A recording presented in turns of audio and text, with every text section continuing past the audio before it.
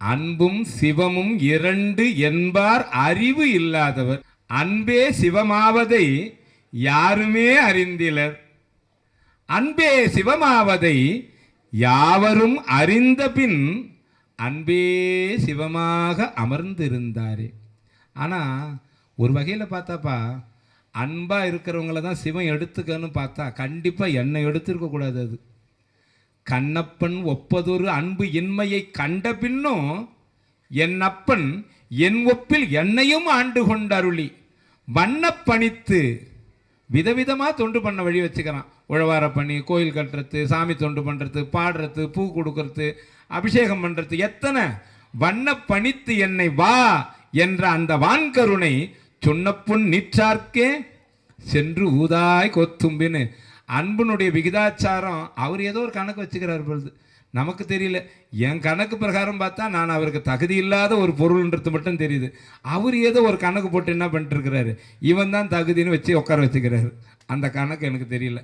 நான் தனக்கு அன்பு இன்மையை நானும் அறிவேன் தானும் அறிவோம். நான் அவர்கிட்ட அன்பு இல்லைன்றது எனக்கும் அவருக்கு மட்டும் உள்ள டீலிங்.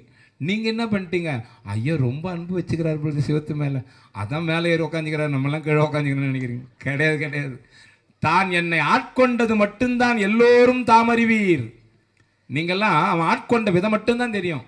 ஆனால் அதுக்கு காரணம் ஏதோ ஒன்று, அது என்னன்னு தெரியல. நான் என்ன சொல்கிறது, அறிவனோ அமுதே இந்த அடி நாயினேனை நீ அறிபவனாக கொண்டோ ஆண்டது நான் தான், அறிவில்லாததை நீ அன்றே கண்டதாயிற்று. நீ ஆண்ட நாளை அறிவனோ அல்லனோ அருள் ஈசனி. ஆக சிவம் ஒரு கணக்கு வச்சுருக்கோன்னு நினைக்கிறேன். அது என்ன கணக்குன்னா, இப்போ என்னை விட நீ பெரிய ஆளாக இருப்ப, இந்த வயசுலேயே நீ கேள்வி கேட்குற இப்படின்னா அன்பை பற்றி. இன்னும் என் வயசுக்கு வரும்போதெல்லாம் நாங்கள்லாம் எல்லாம் உங்கள் காலில் தான் விழுந்துருக்கணும். நல்லா எப்படியோ நாம் ஒன்று மட்டும் பண்ணுவோம், சிவத்தாண்ட அன்பு செலுத்த தவறாத கடைப்பிடிச்சோம்னா போகிறோம். அந்த ஒன்றே ஒன்று நம்மளை எல்லா வகையிலும் உயர்த்திடும். சிவா திருச்சிற்றம்பலம். நமச்சிவாய அப்படிங்கிற மந்திரமும் சிவாய நமக்கு அப்படிங்கிற மந்திரமும் தேவ மந்திரம். இந்த மந்திரத்தை உடையில், அதாவது துண்டில் அடித்து அதை இடுப்பில் கட்டி உக்காந்துக்கிறாங்க. அது சரியா? ஒன்று. ரெண்டாவது, நள்ளிரில் நட்டம் பயின்றாடும் நாதனே தில்லையுள் கூத்தனே தென்பாண்டி நாட்டானே அப்படிங்கிற ஒரு விஷயத்துக்கு ஒரு நல்ல விளக்கம் கொடுங்க ஐயா. விளக்கம் கொடுக்குறம்பா, நல்ல விளக்கமானு எனக்கு தெரியாது. அதனால் அதை கொடுக்குறேன் தெரிஞ்ச வரலும். ஏன்னா கற்றறியேன் கலைஞானம் கசிந்து உருகேன் ஆயுடினும் மற்ற அறியேன் பிற தெய்வம்.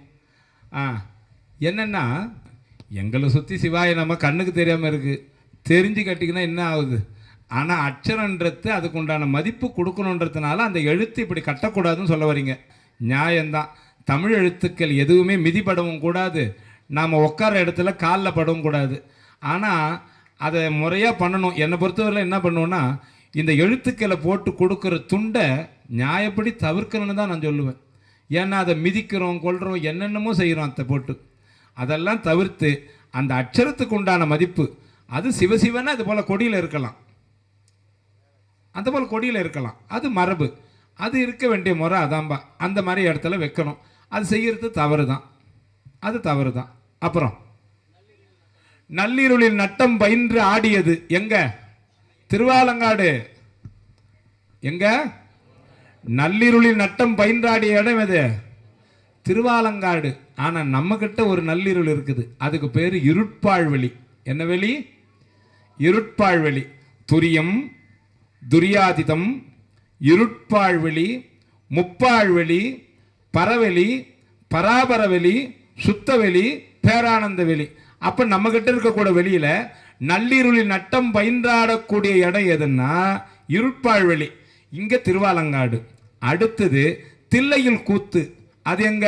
பொற்சப திருச்சிற்றம்பலன் பேர். மனோன்மணி தத்துவத்தில் அவர் இருக்கிறார் அங்கே பெருந்துறைக்கு மேலே. அடுத்தது தென்பாண்டி நாடு, அதுதான் பிரம்மம். இது படிப்படியாக போகக்கூடிய நிலை, இதெல்லாம் ஞானமாக இருக்கும். ஆக சுவாமியில் பார்த்தீங்கன்னா நள்ளிருளில் நட்டம் பயின்றாடியது திருவாலங்காடு, தில்லையில் கூத்து தென்பாண்டி நாடு. இது ரத்ன சபை, அது பொற்சபை, அது வெள்ளி அம்பலம். இந்த 3 அம்பலத்தையும் ஒருங்கிணைச்சு அவர் சொல்றாரு. பக்தியே